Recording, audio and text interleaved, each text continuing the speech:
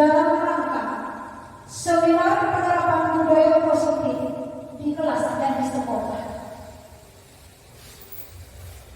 Selawat merampaikan salam, mari sama-sama kita sanjung sajakan kepada baginda Rasulullah Sallallahu Alaihi Wasallam beserta keluarga, para sahabat-sahabatnya, serta kita seluruh pengikut-pengikutnya yang mudah-mudahan kita semuanya telah mendapatkan syafaatnya di yaumil akhir. Penghormatan kami pada Bapak Kepala Sekolah beserta Wakil Kepala Sekolah SD Negeri Adil Makmur. Penghormatan kami kepada seluruh para dewan guru SD Negeri Adil Makmur. Untuk acara selanjutnya, pergi mancing membawa umpan.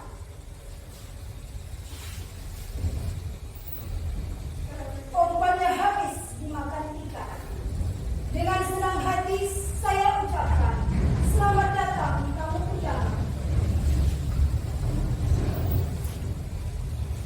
Acara yang pertama, pembukaan dari saya sendiri selaku protokol.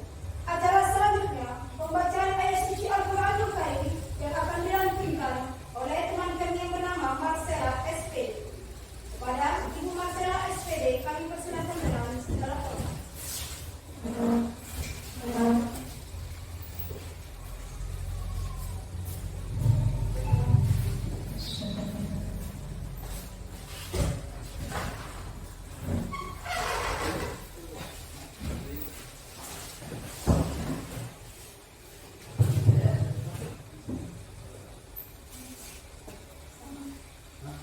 Assalamualaikum warahmatullahi wabarakatuh.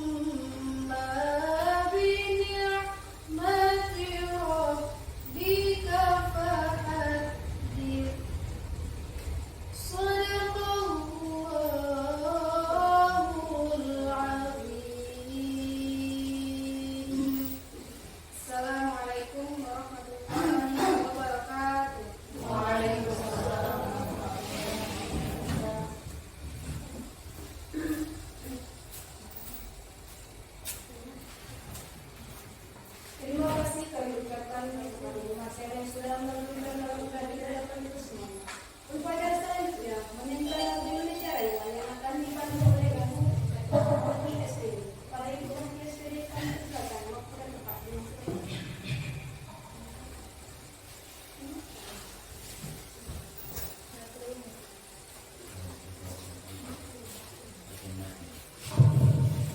Hadirin dimohon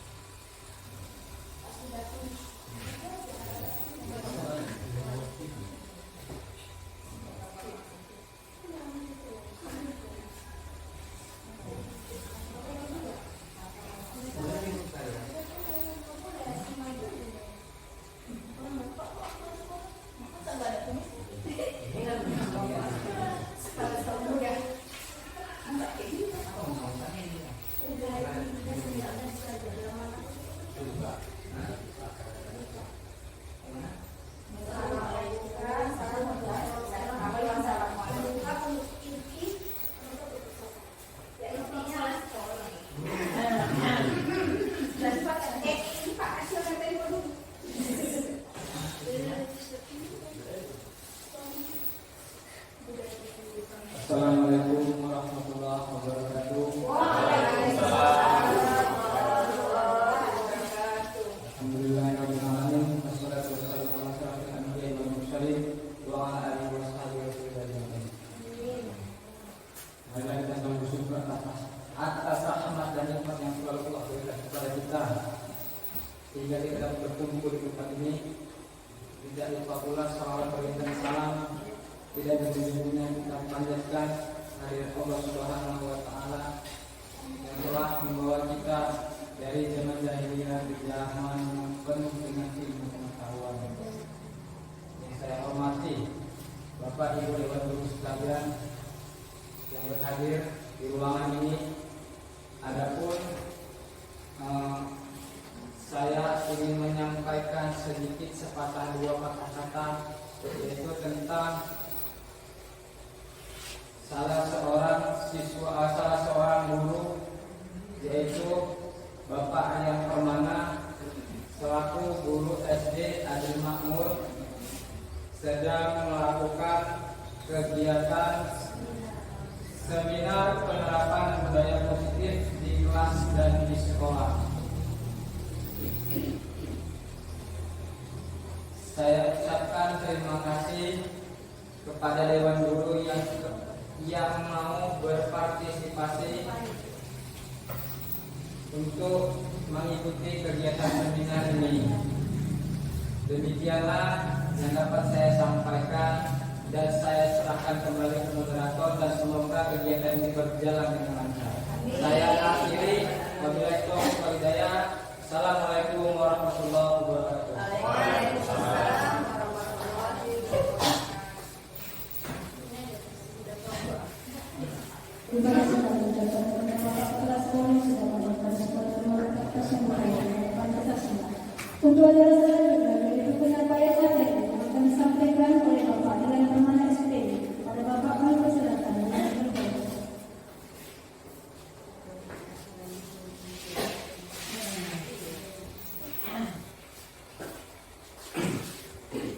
Assalamualaikum warahmatullahi wabarakatuh. Waalaikumsalam warahmatullahi wabarakatuh.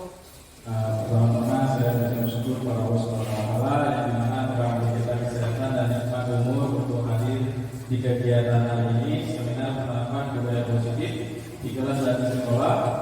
Dan tidak lupa kita berselawat kepada baginda kita Rasulullah SAW yang dimana telah membawa kita ke alam penuh ilmu pengetahuan. Yang saya hormati Bapak Kepala Sekolah SD Negeri Makmur beserta wakil, yang saya hormati seluruh Dewan Guru SD Negeri Makmur. Untuk hari ini kegiatannya ialah seminar penerapan budaya positif di kelas dan sekolah di SD Negeri Makmur. Ini adalah hasil nyata dari kegiatan saya selama saya mengikuti kegiatan guru penggerak. Jadi di sini saya akan seminar tentang yang hasil yang saya sudah pelajari dari guru penggerak. Untuk selanjutnya mohon bukan diistilahkan Ustaz.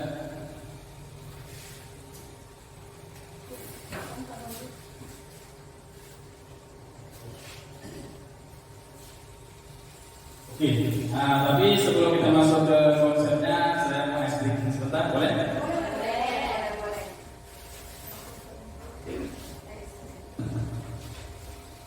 Jadi saya ingin bertanya, apakah Bapak Ibu tahu ini apa? Tapi kalau ini ada gunanya. Apa gunanya Bapak Ibu? Betul sekali. Tapi tidak, sekarang saya tidak pakai untuk menulis, saya pakai untuk SDG. Boleh?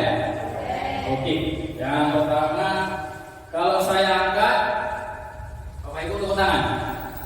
Kalau saya tangkap, Bapak Ibu diambil. Oke? Fokus semua ya, fokus ya. Dan kita bisa belajar fokus nanti untuk mulai musimnya. Oke, yuk kita mulai. Oke. Yuk. Ini kita belajar konsentrasi. Oke, sekali lagi ya. Oke, baik. Oke. Ada kelebihan tadi? Terang. Ya. Lagi ya. Ada yang mau tepuk tangan. Alhamdulillah ya, saya ngomong fokusnya bagus sekali ibunya, berarti ini akan sangat bagus untuk anak didiknya. Oke. Banyak lagi sebenarnya speaking yang mau saya buat, tapi nanti karena waktu kita cuma singkat, kita terlalu lama. Jadi yang pertama kita masuk ke bagian intinya, konsep utama budaya positif. Di sini yang pertama adalah perubahan paradigma belajar. Untuk yang kedua nanti disiplin positifnya. Ketiga, nilai kebaikan. Keempat, kebutuhan dasar manusia. Kelima, posisi kontrol guru. Keenam, motivasi perilaku manusia. Ketujuh, keyakinan kelas. Dan terakhir, segitiga restitusi. Oke, lanjut dulu. Oke, untuk pembelajaran dengan paradigmanya barunya pembelajaran melalui perubahan paradigma baru merupakan pembelajaran yang dirancang berdasarkan prinsip pembelajaran berdiferensiasi sehingga para peserta didik belajar sesuai dengan kebutuhannya berdasarkan tahap perkembangan sesuai teori psikologi modern untuk mewujudkan profil pada Pancasila.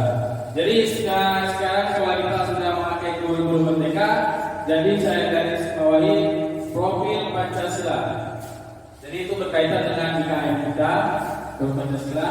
Jadi di sini kita belajar berdiferensiasi. Ini adalah diferensiasi ini adalah pembelajaran yang memang dikhususkan untuk memenuhi kebutuhan muridnya. Kita lanjut Pak. Ini kita masuk bagiannya. Cobalah buka. Carilah pasangan atau teman yang berada di samping ibu atau bapak, tentukan yang berperan sebagai A dan B. Coba Bapak Ibu, siapa yang A, siapa yang B? Ya, ada pasangan saja. A atau B. Oke? Dan untuk yang kedua, A. Yang A mengepal kedua tangan dan membayangkan di dalam tangan ada sesuatu yang berharga. Ibaratnya ada emasnya. Emas atau ada uang sebesar 10 juta. Terus emas lumayan. Oke. Dan yang ketiga, yang B akan mencoba dengan sebuah tenaga dengan berbagai cara untuk menahan, untuk membuka kepala tangannya yang ada sesuatu yang sangat berharga. Yang B dapat melakukan dengan berbagai cara seperti dengan membujuk atau mengancam, menghadik, merayu, menyuap, apa saja akan dapat membuka kepala tangan. Waktunya saya kasih 30 detik. Ayo, kita mulai. Ya, pertahankan akan dibuka. Ayo, mulai 1, 2, 3.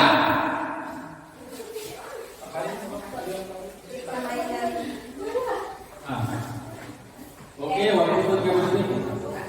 Bisa nggak? Ya dibujuk lah, dibujuk.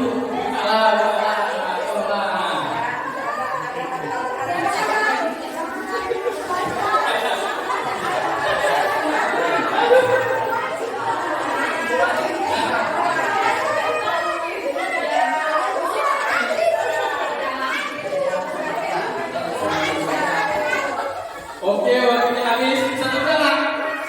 Oke, waktunya habis. Cerita nggak? Bisa. Oke, lanjut dulu Pak. Oke, bagaimana hasilnya? Apakah berhasil membuka kedua tangan? Tidak. Apa alasan A membuka kedua-duanya? Buka. Ayo. Ayo. Ayo. Mengapa A tidak membuka kedua tangannya? Apa alasan A tidak membuka kedua-duanya? Iya. Oke. Coba lanjut Pak. Jadi Bu, sebenarnya itu kan seperti yang membuka tangan tadi. Itu diibaratkan anak didik itu tidak bisa kita paksa. Cara belajarnya yang bisa kita paksa kenapa? Karena begini, dia mau belajarnya ke sana kan kita sudah pernah belajar berdiferensiasi bahwasanya anak itu ada yang audiovisual, betul ya? Audiovisual, habis itu ada yang video visual, ada juga yang kinestetik. Ya itu makanya dari itu kita memang nggak bisa maksa maksa, tapi kita memahami anak kita tadi supaya dia tadi biar anak belajarnya gimana caranya. Karena IKF itu sangat berkaitan. Ya, itu sangat berkaitan di mana IKF itu ialah merdeka belajar. Oke, lanjut. Lanjut psikiater dan pendidik Dr. William Meiser dalam kontrol teori yang kemudian kali berkembang dan dinamakan Choice Theory, meluruskan beberapa miskonsepsi tentang makna kontrol. Di sini ya ditanya miskonsepsi tentang teori kontrol. Ilustrasinya, ilustrasi guru mengontrol murid seperti ini, ilusi bahwa penguatan mesin efektif bermanfaat. Seperti inilah itu ilustrasinya yang dari Dr. William Meiser. Oke, lanjut. Teori Dr. William Meiser meluruskan beberapa miskonsepsi tentang makna kontrol. Yang pertama, ilusi gerak mengontrol murid. Yang kedua, ilusi bahwa semua penguatan efektif dan bermanfaat. Yang ketiga, ilusi bahwa kritik dan membuat orang merasa bersalah dapat menguatkan karakter. Yang keempat, ilusi bahwa orang dewasa memiliki hak untuk memaksa. Kira-kira kalau orang dewasa memaksa apa artinya? Kita dulu gimana? Pasti kita paksa nih kan? Pasti kita paksa. Bos belajar ini, bos belajar itu, pasti juga. Oh, bisa pokoknya. Padahal anak tadi pinginnya seperti itu. Pinginnya belajarnya yang mungkin ruangannya tertutup, ini mulai terbuka, ataupun duduk di depan teras sekolah dia melihat pemandangan. Dapat imajinasi lagi. Oke, Bu, udah cukup. Oke, untuk memperbanyak stimulus respon pendekatan teori kontrol, di sini ini ada dua, stimulus respon tentang dunia. Yang ini teori kontrol tentang dunia. Yang pertama realitas kebutuhan kita sama, untuk dunianya realitas kebutuhan kita berbeda. Yang bahwa semua orang melihat hal yang sama, setiap orang memiliki gambaran berbeda. Mungkin ini kalau kaitan sekali setiap orang boleh saya. Oke, di sini kita masuk disiplin positifnya. Disiplin positif merupakan salah satu cara penerapan disiplin yang bertujuan untuk menumbuhkan kesadaran serta memberdayakan anak untuk melakukan sesuatu tanpa kesombongan, ancaman maupun hukuman. Sebagai pendidik, tujuan kita adalah menciptakan anak-anak yang memiliki disiplin dari disiplin diri sehingga mereka bisa berperilaku dengan mengacu pada nilai-nilai kebajikan universal dan memiliki motivasi intrinsik bukan ekstrinsik. Berarti dalam diri. Ya, dari sini. Betul. Jadi di sini kan dikatakan sini dari sisi positif merupakan satu cara penerapan disiplin yang bertujuan untuk menumbuhkan kesadaran. Maksud lagi maksudnya seperti ini. Menumbuhkan kesadaran tadi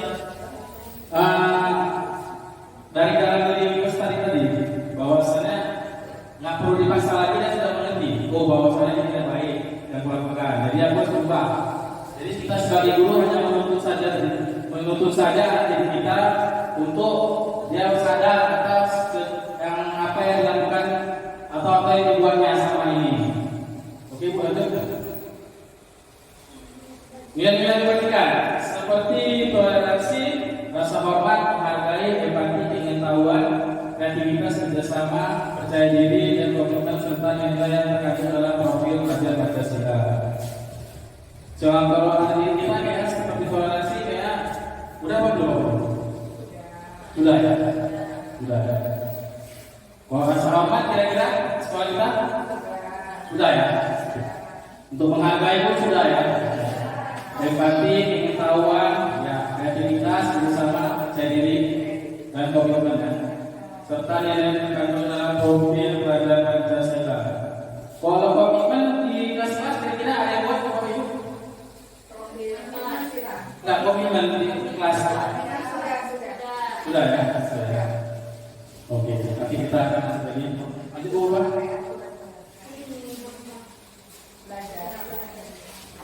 Oke, 5 kebutuhan dasar manusia. Yang pertama bertahan hidup, makanan, pakaian, tempat tinggal, keamanan, kesehatan.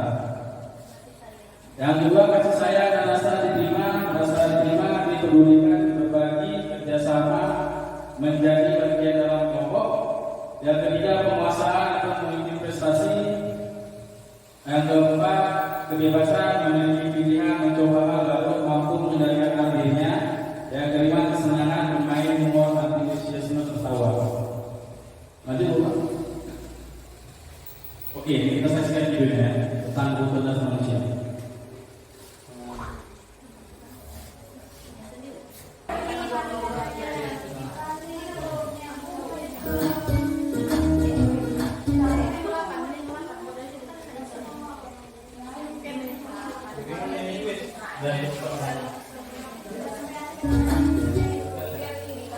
Salam dan bahagia Ibu dan Bapak Guru untuk membangun budaya sekolah yang positif dengan lingkungan yang aman dan mendukung murid untuk menjadi pribadi yang berdaya, seimbang, dan bahagia. Salah satu upaya yang dapat dilakukan oleh guru adalah memahami kebutuhan dasar yang mendasari perilaku murid. Pada video kali ini kita akan membahas tentang 5 kebutuhan dasar manusia.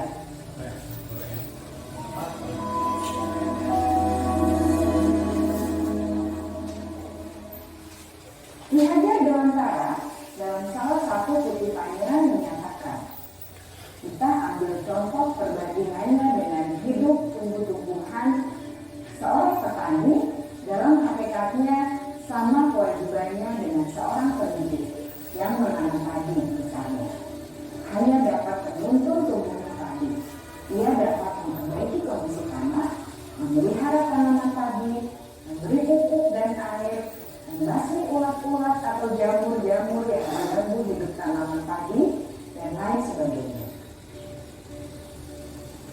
Ketika guru memahami kebutuhan apa yang mendasari perilaku murid, dan guru berusaha menuntun dan mendukung murid dalam memenuhi kebutuhannya secara positif, pada hakikatnya guru tersebut ibarat seorang petani yang sedang berusaha memahami kebutuhan masing-masing tanaman, dan ia berusaha memenuhi kebutuhan tanaman tersebut agar dapat tumbuh dengan subur dan maksimal. Dr. William Glasser, seorang psikiater dari Amerika Serikat, menyatakan bahwa seluruh tindakan manusia memiliki tujuan tertentu, yaitu memenuhi kebutuhan dasarnya. Ketika seluruh kebutuhan dasar terpenuhi secara memadai, maka murid akan tumbuh dengan seimbang dan bahagia. Sebaliknya, ketika kebutuhan dasar tidak terpenuhi dengan baik, maka seseorang akan mengalami emosi negatif seperti bosan, sedih, dan kecewa. Bahkan mereka dapat melakukan perbuatan yang bertentangan dengan nilai-nilai kebajikan atau melanggar peraturan. Dengan kata lain, perilaku buruk seseorang biasanya adalah respons dari kebutuhan yang tidak terpenuhi. Namun, mereka tidak tahu cara untuk mengatasinya. Ada 5 kebutuhan dasar manusia menurut Dr. William Glasser, yaitu yang pertama, kebutuhan untuk bertahan hidup atau survival. Yang kedua, kebutuhan untuk merasa diterima atau love and belonging. Yang ketiga, kebutuhan akan kebebasan atau freedom. Yang keempat, kebutuhan akan kesenangan atau fun. Dan yang kelima, kebutuhan akan kekuasaan atau power.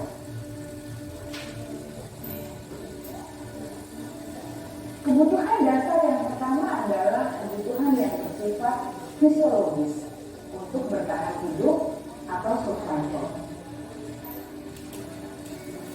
Misalnya, kesehatan, rumah, dan makanan. Kebutuhan biologis sebagai bagian dari proses reproduksi termasuk kebutuhan untuk tetap bertahan hidup. Kebutuhan untuk merasa aman juga termasuk dalam kebutuhan ini.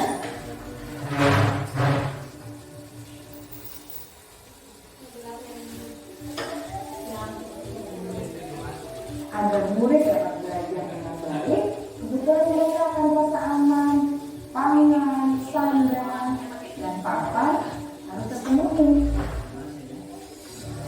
Bagaimana mungkin mereka dapat belajar dengan baik bila mereka datang ke sekolah dengan perut lapar atau bila rumah mereka banjiran?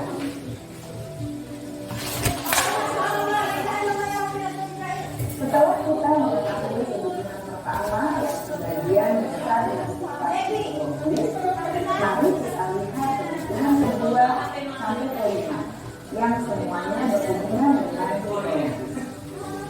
Mari kita lihat kebutuhan yang kedua, yaitu kebutuhan akan perasaan diterima oleh kelompok atau komunitasnya atau kebutuhan love and belonging. Kebutuhan ini meliputi keinginan untuk tetap terhubung dengan orang lain seperti teman, keluarga, teman kerja, dan kelompok di mana kita tergabung. Setiap murid ingin menjadi bagian yang berharga dari kelas dan juga sekolah. Mereka juga ingin diterima oleh orang lain dan kelompoknya. Bahkan, murid yang terlihat paling cuek pun jauh di dasar hatinya pasti ingin merasa diterima. Sebagai guru, seharusnya kita dapat menerima murid kita karena setiap murid adalah unik. Mereka memiliki kekuatannya masing-masing, sehingga guru seharusnya bisa menciptakan kesempatan untuk murid kolaborasi dan memiliki ikatan emosi satu sama lain. Murid-murid yang memiliki kebutuhan yang besar untuk merasa diterima, biasanya mereka belajar karena suka pada gurunya. Mereka juga suka bekerja dalam kelompok. Kebutuhan yang ketiga adalah kebutuhan akan kebebasan atau kebutuhan membuat pilihan. Murid harus diberi kesempatan untuk membuat pilihan dan bertanggung jawab atas pilihan yang mereka telah ambil.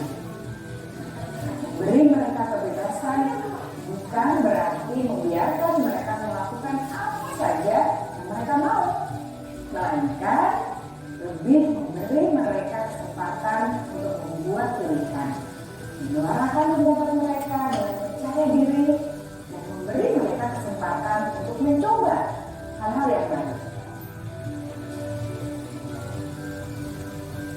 Pembelajaran dengan metode yang beragam dan menarik juga akan memenuhi kebutuhan murid tentang kebebasan ini.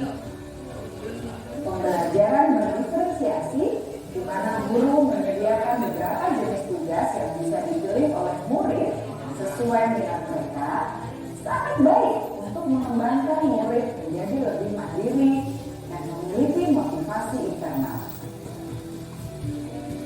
Karena kebutuhan akan kebebasan pada dasarnya adalah kebutuhan untuk mandiri, memiliki otonomi, memiliki pilihan, dan mampu mengendalikan arah hidupnya sendiri.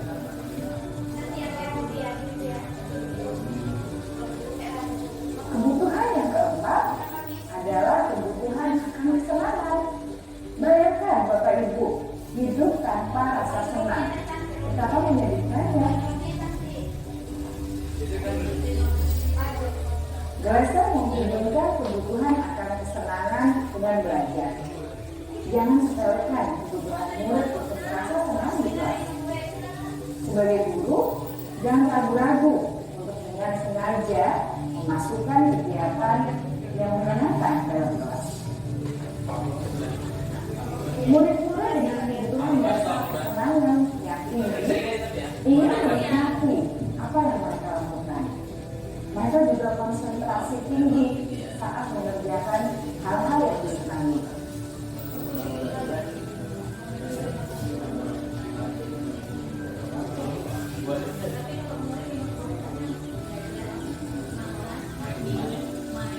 Kebutuhan yang kelima adalah kebutuhan akan penguasaan.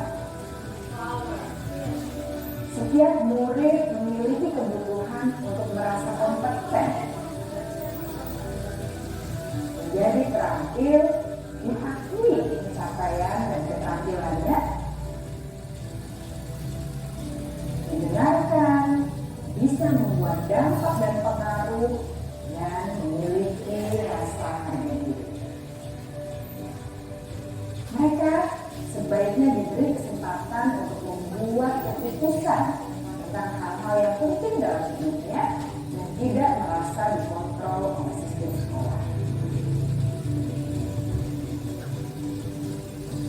Pada murid yang telah menginjak usia remaja, seringkali mereka merasa tidak memegang kendali atas kehidupannya sendiri, karena guru kerap kali berpengaruh dalam mengambil keputusan. Murid-murid yang memiliki kebutuhan dasar akan penguasaan yang tinggi biasanya selalu ingin menjadi pemimpin. Mereka juga suka mengamati sebelum mencoba hal-hal yang baru. Mereka juga perfeksionis dan merasa kecewa bila melakukan kesalahan.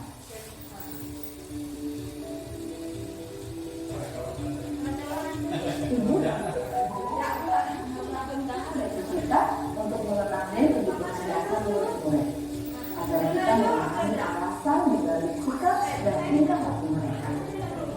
Bila murid berperilaku buruk atau melanggar peraturan sehingga tindakannya tidak sesuai dengan nilai-nilai pendidikan, maka guru harus mencari tahu alasan yang mendasari tindakan tersebut dan kebutuhan apa yang belum terpenuhi.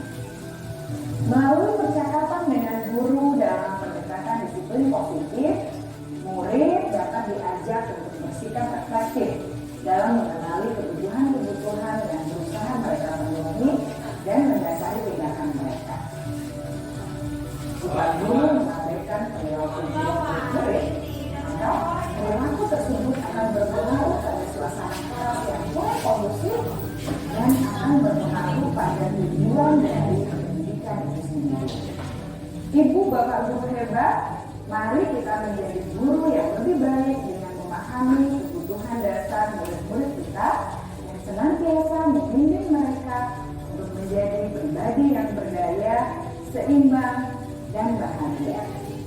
Salam dan bahagia, ibu dan bapak guru hebat.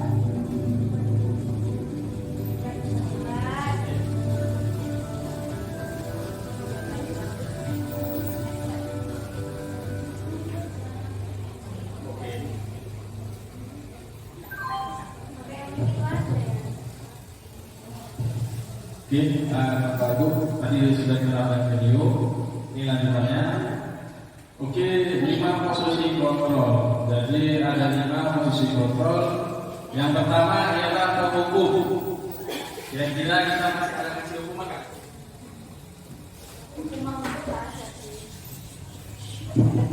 Kira-kira kita masih ada kasih hukuman nggak pada anggota? Tidak ada lagi. Yang lagi sangat bagus ya. Yang kedua, membuat rasa bersalah. Tahu apa itu? Membuat rasa bersalah itu seperti apa? Tahu apa itu? Nah, tahu nggak? Muridnya merasa bersalah. Merasa bersalah. Yang kedua, yang ketiga teman. Kira-kira kita sebagai guru ada nggak? Sebagai teman untuk murid kita? Ada ya? Ada. Ya pasti ada. Karena memang lebih baik itu sebagai teman ya. Jadi anak murid tidak takut untuk iya. Jadi dia pun tidak takut untuk mengeluarkan ide-idenya ataupun untuk apa ya? Kepintaran dia lah ya. Yang keempat, memantau. Kira-kira kita ada memantau kan? Seperti di gambar itu. Ada ya. Untuk manajer, kira-kira kita ada? Kita sebagai manajer ya. Oke, lanjut kita. Oke, kita lihat video yang samping ya.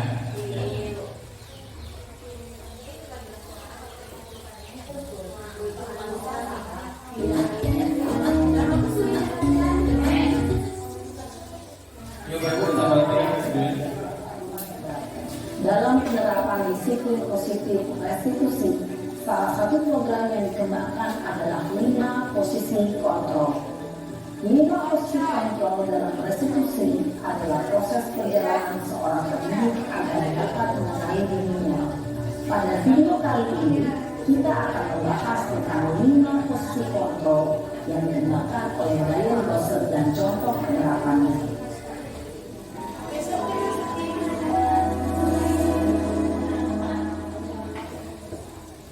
5 posisi kontrol itu adalah 1. Posisi mendukung, 2. Posisi membuat merasa bersalah, 3. Posisi teman, 4. Posisi pemantau atau monitor, dan 5. Posisi manajer. Untuk lebih memahami kelima posisi tersebut, mari kita saksikan kasus kemarin yang terlambat hadir 20 menit di sekolah dan melihat bagaimana kelima posisi kontrol dalam menghadapi masalah tersebut.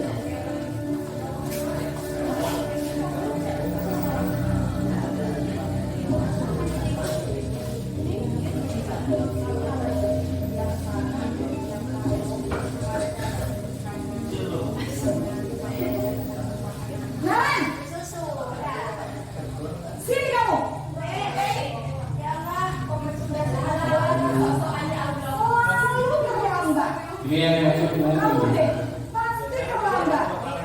Waktu saya Apa? Apa coba? Alasan kamu apa lagi? Malas sekali ya kamu jadi anak. saya Dasar pemalas. Kapok sih kamu. Sudah berapa kali terlambat? Sana, kamu keliling lapangan basket 2 kali. 18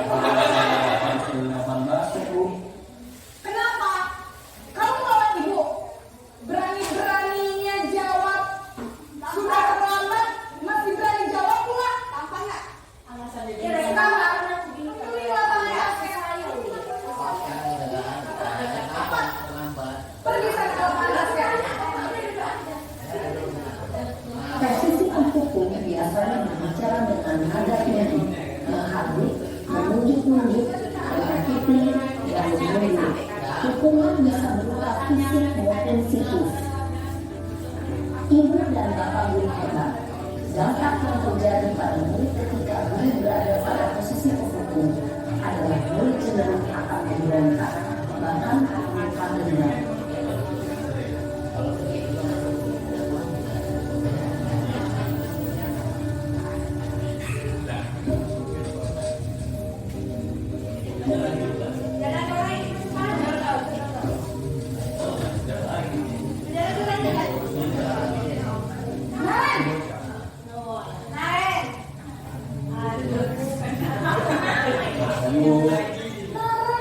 Naren, kamu kenapa terlambat lagi, nak? Nah, ini mesti Ya Tuhan, Naren. Kamu senang ya bikin ibu susah ya? Kalau kamu terlambat lagi, nanti ibu yang ditegur bapak kepala sekolah, nak. Bisa jadi bisa pindah kamu. Duh, gimana ini? Maaf Bu. Ilmu kau ini maksudnya. Kamu suka kalau ibu tegur bapak kepala sekolah? Oh iya. Karena bagus kan yang buat perasaan kita ya. Sen. Iya. Tadi harus terlambat dong. Ibu harus apa coba? Maaf Bu. Maaf sekali. Ya sudah, lain kali jangan bikin ibu susah lagi ya nak ya. Ibu tidak akan kuat lagi kalau kamu begini terus. Bisa jantungan kalau lagi ditegur bapak kelas. Sana cepat kelas. Maaf ya Bu. Maaf sekali. Posisi pembuat rasa bersalah berbicara dengan nada tenang, cenderung lembut. Namun kata-kata yang diutarakan membuat murid merasa menjadi orang yang gagal, memandang buruk dirinya sendiri, merasa tidak berharga, dan tidak sanggup membahagiakan orang lain. Ketika guru mengambil posisi pembuat rasa bersalah, murid akan menganggap dirinya yang bersalah dan ia akan menyimpan emosi negatif tersebut di dalam dirinya.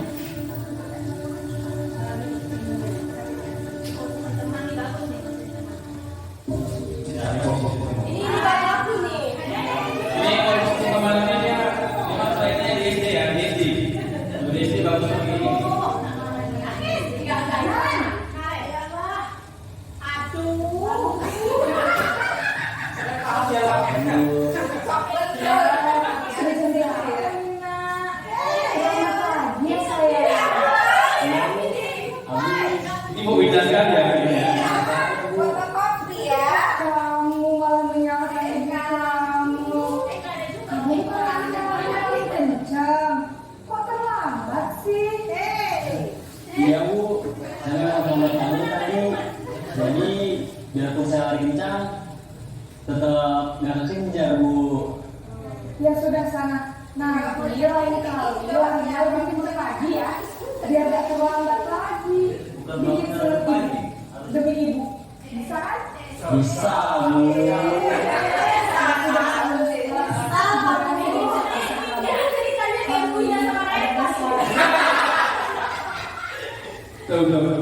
Dalam posisi teman, guru berbicara dengan suara akrab, cenderung bersandar jauh untuk Moga terus semuanya ya.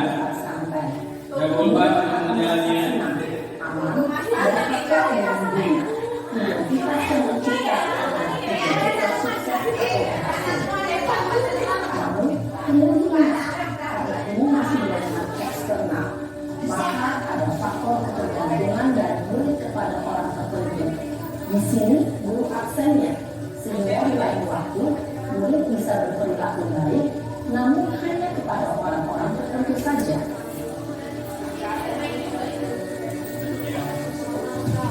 Kurang baik juga.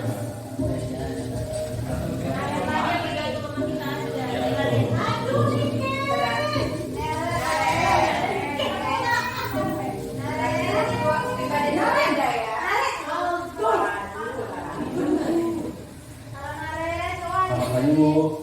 Nah, Ren, apa peraturan sekolah kita tentang jam berapa kita harus masuk sekolah, nak? Kita harus di sekolah jam 7 Bu. Iya betul, sekarang sudah jam 7.20. Kalian sudah tahu konsekuensinya jika terlambat hadir. Lalu saya harus tinggal kelas pas jam istirahat selama 20 menit. Iya benar, konsekuensinya demikian. Jadi nanti jam 9.30 pas istirahat, kamu harus tinggal di kelas, kerjakan tugas tambahan untuk ketertinggalan kamu, ya? Baik Bu. Posisi pemantau mengandalkan penghitungan atau data untuk mengontrol murid.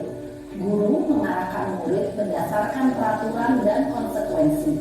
Seorang pemantau menunjukkan bahasa tubuh dan ekspresi wajah yang datar dan cenderung formal.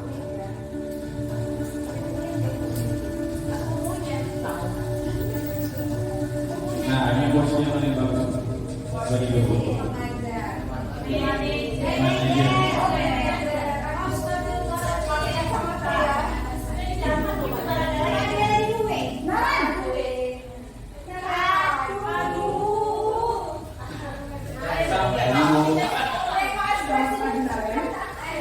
Maaf Bu, saya terlambat. Iya, sekolah masuknya jam 7, sekarang sudah jam 7.20. Jadi sekarang bagaimana ini, Ren? Maaf Bu, saya lupa setel alarm saya semalam. Baiklah, menurut kamu, keyakinan sekolah yang mana yang perlu kamu tingkatkan? Menghargai diri sendiri dan orang lain mungkin ya Bu. Setuju. Jadi, apakah Naren meyakini prinsip saling menghormati tersebut? Iya Bu, saya meyakininya. Apakah Naren bersedia memperbaiki masalah keterlambatan ini? Bersedia Bu. Bagaimana kamu akan memperbaiki masalah keterlambatan ini? Ini memang kebiasaan saya. Saya akan coba untuk tidak lupa menyetel alarm saya Bu. Baik, kalau Naren lupa menyetel alarm di rumah, ada orang yang kira-kira bisa bantu mengingatkan tidak? Atau masih Ada Bu, kata saya, Kak Emma. Ada lagi selain Kak Emma? Selain Kak Emma, ada ibu saya. Baik, jadi yang mengingatkan Naren adalah Kak Emma dan ibu kamu ya? Kira-kira akan mulai setel alarm kapan, Naren? Setelah sekolah akan segera saya lakukan. Baik, jadi Naren akan setel alarm untuk bangun besok pagi dan akan diingatkan oleh kakak dan ibu dan Naren ya. Ada lagi yang mungkin perlu dilakukan, Naren, agar tidak terlambat bangun lagi. Tidak ada Bu. Baik, Naren, terima kasih untuk kerjasama kamu. Sekarang kamu perlu kembali ke kelas untuk belajar. Baik Bu, terima kasih. Posisi manajer adalah posisi kontrol yang disarankan untuk membimbing murid memiliki sikap disiplin yang positif, yaitu murid yang mandiri, bertanggung jawab, dan dapat memecahkan masalah. Tujuan dari posisi ini adalah agar murid dapat berefleksi atas tindakannya. Guru akan mengatur tulus memberikan pertanyaan-pertanyaan bermakna sehingga membuat murid dapat belajar dari kesalahannya dan mencari sebuah solusi untuk menyelesaikannya. Ibu dan bapak guru hebat, setelah mengamati adegan kelima posisi kontrol tadi, kira-kira posisi mana yang paling ideal? Posisi mana yang dapat menunjang motivasi intrinsik murid?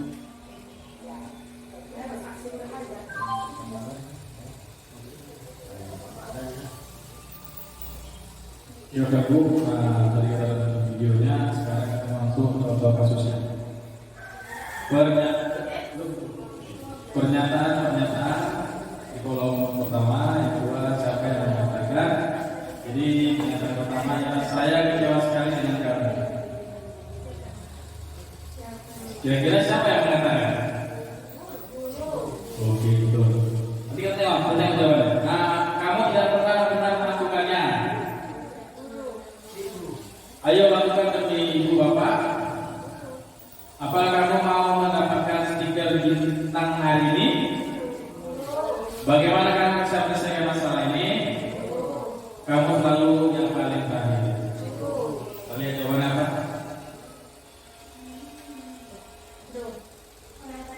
Yang tadi. Iya, posisi kontrol tadi. Jadi yang pertama dia saya kecewa sekali dengan kamu itu yang mengatakan tentang korban merasa bersalah. Kamu tidak benar-benar melakukannya untuk hukum. Yang ketiga, ayo lakukan demi bapak ibu itu sebagai teman. Yang keempat, apakah kamu mau mendapatkan stiker bintang hari ini? Pemantau. Bagaimana kamu menyelesaikan masalah ini? Itu manajer. Kamu selalu yang paling terakhir adalah komo. Jadi inilah yang dimaksud tadi dengan posisi kontrol. Oke, masuk motivasi perilaku manusia. Yang pertama, motivasi ekstrinsik untuk menghindari ketidaknyamanan atau hukuman, untuk mendapatkan imbalan atau penghargaan dari orang lain. Motivasi intrinsik untuk menjadi orang yang mereka inginkan dan menghargai diri sendiri dengan nilai mereka percaya. Oke, motivasi perilaku manusia. Motivasi merupakan dorongan tipe pada diri seseorang secara sadar atau tidak sadar untuk melakukan suatu tindakan dengan tujuan tertentu. Di mana dia dosen dalam bukunya Restructuring School Discipline menyatakan ada 3 motivasi perilaku manusia. Yang pertama, menghindari ketidaknyamanan dan hukuman, di mana boleh melakukan disiplin diri karena ia takut dihukum. Ini merupakan motivasi ekstrinsik. Yang kedua, mendapatkan imbalan atau penghargaan dari orang lain, yang dimana boleh melakukan disiplin dari diri karena ia ingin mendapatkan imbalan. Ini merupakan motivasi ekstrinsik juga. Menghargai nilai-nilai kebajikan diri sendiri, dimana boleh melakukan disiplin diri karena ia sadar akan kebajikan dirinya. Ini merupakan motivasi ekstrinsik. Lanjut. Oke, perbedaan. Jadi kalau hukuman itu dia pertama tidak terencana atau tiba-tiba mendadak. Untuk yang kedua, mau tidak tahu apa yang akan terjadi atau tidak dilibatkan. Yang ketiga, bersifat satu arah. Yang keempat, berupa hukuman fisik atau psikis. Untuk konsekuensi terencana atau sepakat bersama, murid tetap dibuat pada nyaman. Ketika guru selalu memonitor murid, restitusinya proses menciptakan kondisi bagi murid untuk memperbaiki kesalahan.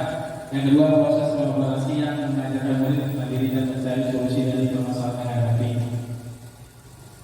Oke, untuk proses disiplin pendidikan dan restitusinya, sebuah cara menanamkan disiplin positif pada murid. Yang pengertian restitusi ialah restitusi merupakan proses kolaborasi yang mengajak murid untuk mencari solusi dari masalah yang dihadapinya. Murid belajar berpikir tentang orang seperti apa yang mereka inginkan dan bagaimana mereka harus memperlakukan orang lain. Kira-kira di sekolah kita ada buat seperti ini Pak? Belum.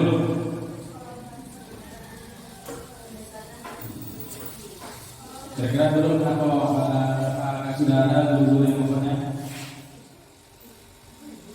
Oke. Belum ya?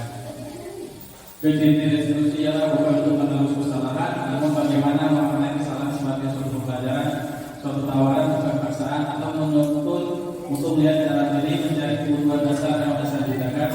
fokus pada karakter bukan pada tindakannya. Terakhir fokus pada solusinya. Oke, konsep disiplin dengan identitas gagal. Yang pertama hukuman. Hukuman ialah menyakitkan, tidak nyaman, murid takut, memaksa, murid menyembunyikan kesalahan, murid menjadi. Kalau zaman dulu mungkin hukuman sering kali ya? Sering ya? Salah sedikit ditepuk ya? Salah sedikit dihujat. Betul nggak? Ya, Wina berarti sama Wina sedikit karena perempuan.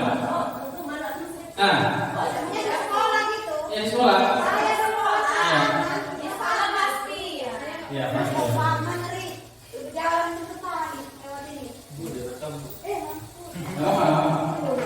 Penghargaan. Yang pertama tidak efektif.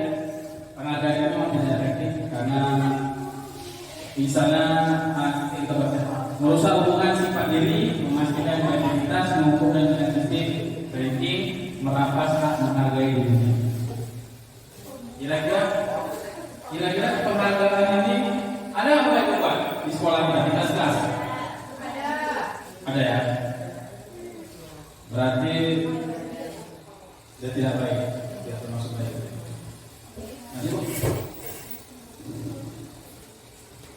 Konsep disiplin dengan identitas sukses. Konsekuensi yang pertama, penguatan jangka pendek, perlu mentoring pembelajaran, stimulus respon, mulai menghormati peraturan, kehilangan waktu untuk melakukan kesalahan, restitusinya, mulai bertanggung jawab atas perilakunya, fokus pada pembelajaran, salah jangka panjang, mulai menghormati dirinya dan orang lain, jadi kontrol dirinya mengenai kontrol, mulai bersemangat memperbaiki kesalahannya.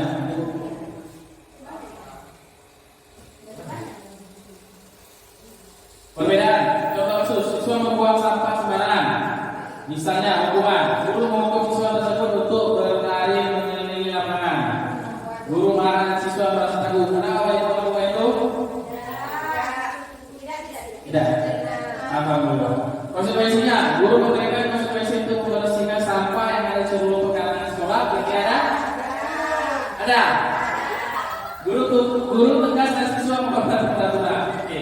Jadi restitusinya ialah guru menanyakan keadaan kelas di dalam dirinya dan membantu siswa menyelesaikan masalahnya. Guru terbuka dan siswa menghormati dirinya dan orang lain. Oke, keyakinan kelas. Mengapa keyakinan kelas? Mengapa tidak peraturan kelas saja? Kira-kira itu di mana ya? Keyakinan kelas itu yakin, bukan yakinnya.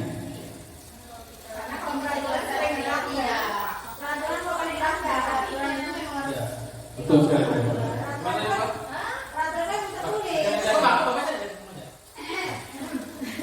Karena kalau kita menciptakan keyakinan kelas, jadi akan itu kan kalau dia meyakini dia akan mengikuti dengan sendirinya. Iya, betul. Lain kalau kita membuat peraturan, kelas, anak tadi yang merasa takut saja yang melakukan peraturan tadi, menjalankan peraturan yang enggak juga.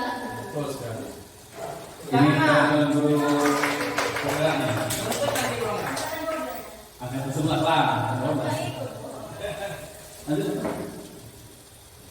Oke, peraturan kelas. Nah, ini dia. Dilarang terlambat. Ada apa itu seperti ini? Dilarang buang sampah sembarangan. Ada apa itu? Memakai seragam.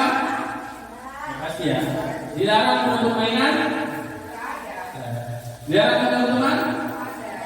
Dilarang berbicara sopan.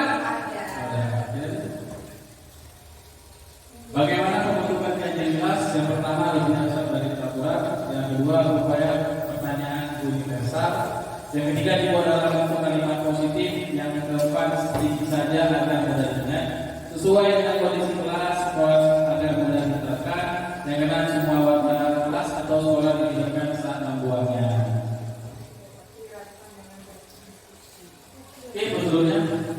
Yang pertama persilakan peserta didik untuk bercurah pendapat tentang kelas yang mereka inginkan. Apa ada kelompok itu? Belum. Kita saja. Yang kedua, peserta semua masukan para murid di tempat tulis atau di kertas besar atau kertas poster, di mana semua murid bisa melihat hasil curahan pendapatnya. Yang ketiga, susunlah keyakinan kelas sesuai prosedur pembentukan keyakinan kelas dan positif. Setelah kegiatan sekolah atau kelas selesai dibuat, maka semua murid kelas dipersilakan meninjau ulang dan menyetujui dengan menempelkan tanda bintang pada kegiatan tersebut. Yang lain kegiatan kelas yang bisa dilekatkan di dinding kelas di tempat yang mudah terlihat semua kelas. Langkah-langkah membuat kegiatan kelas. Yang pertama, proses pembuatan melibatkan murid. Yang kasih murid nama mungkin wali murid ya. Yang kedua, hindari kata tidak boleh. Jadi tidak ada kata hindari kata tidak boleh atau jangan. Disarankan menggunakan kata-kata positif. Kira-kira kalau misalnya kita tidak boleh membuang, sebaiknya ganti ya. Sebaiknya tidak membuang sampah sembarangan. Iya. Anda nggak boleh bukan tidak. Tidak. Contohnya misalnya, Tidak boleh. Tidak boleh membuang sampah sembarangan, diganti dengan membuang sampah sebaiknya di tong sampah. iya. Ini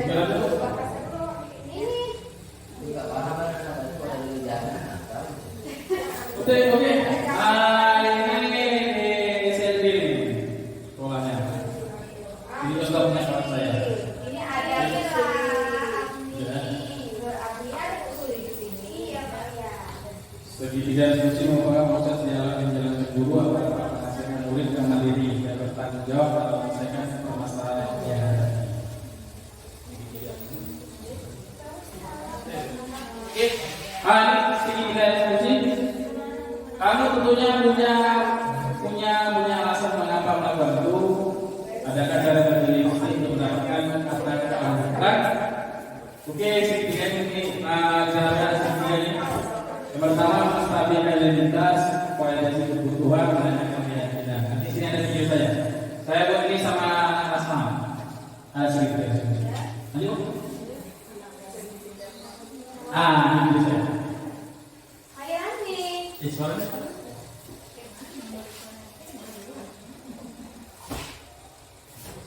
Kantor ya. Jadi kantor. Sekolah ini ya. Bulan kemarin ada.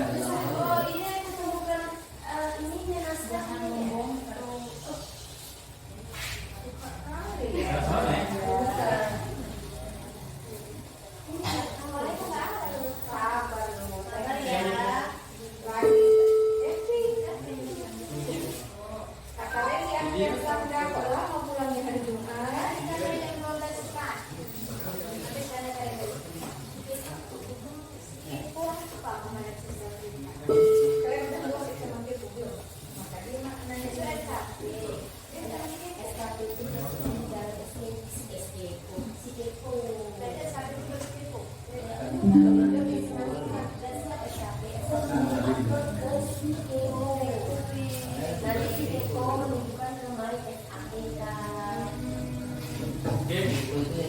Ini saya udah punya nomornya. Kalau Bapak Ibu udah buka TMF, mungkin dari tadi ya.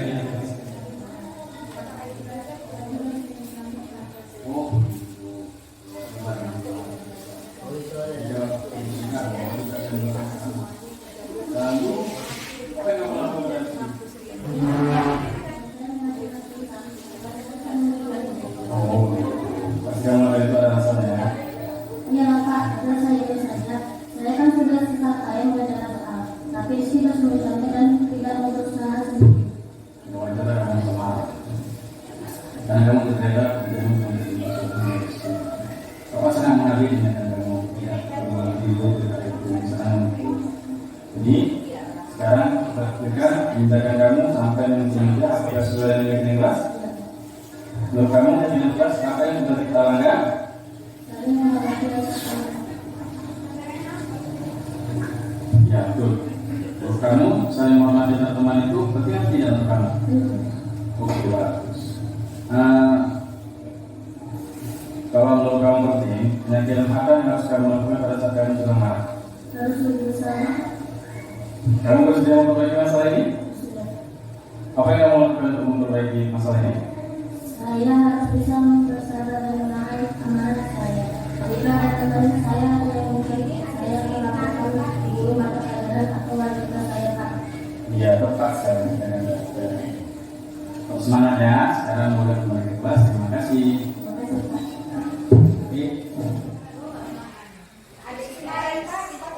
Oke. Terima kasih Bapak Ibu semuanya yang hadir di kegiatan saya ini. Seminar penerapan budaya muslim di kelas dan di sekolah. Nanti selanjutnya kalau memang kepingin belajar tentang ayat yang jelas, boleh bersama-sama belajar. Apalagi terkait tentang pembelajaran pembuatan media pembelajaran menggunakan Canva. Alhamdulillah kemarin baru berjalan sebulan kita buat proyek 100 Canva. Saya buat. Apa penghargaan dari Canva? Kalau 1000 penghargaan, kalau misalnya 1000 kita buat pembuatan Canva itu kita tidak dikasih uang. Dibayar. Dapat reward dibayar.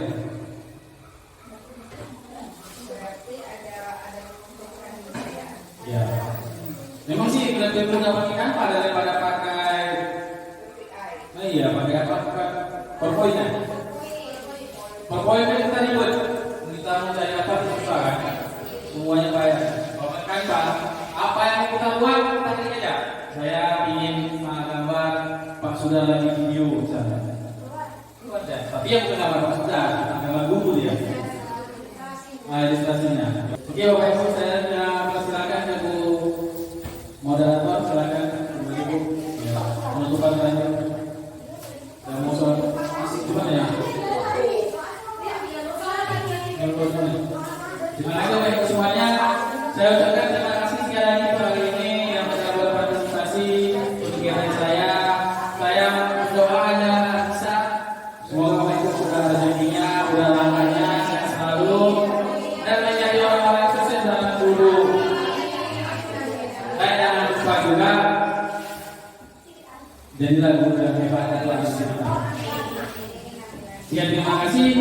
Makan nasi pakai ikan nasi. Sekian dan terima kasih.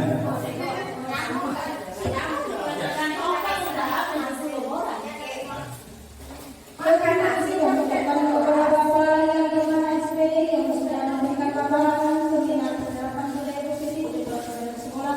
Mudah-mudahan kiranya apa yang disampaikan oleh Bapak yang bermana dan sama-sama kita lakukannya, kita realisasikan di kehidupan kita sehari-hari, khususnya di sekolah SPD dan sekolah.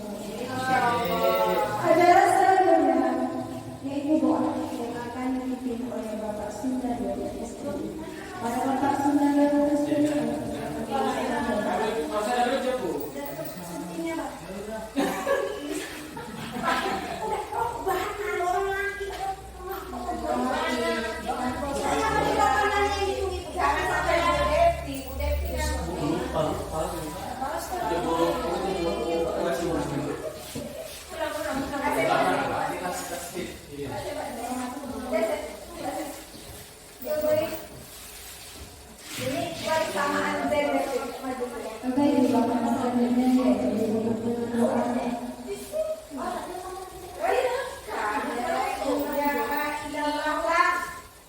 Baik, untuk mengambil keberbahagiaan acara kita pada hari ini yaitu ditutup dengan doa memintakan kesediaan daripada Ibu Kurasi SPD kepada Ibu Kurasi SPD Ibu tidak doa sendiri.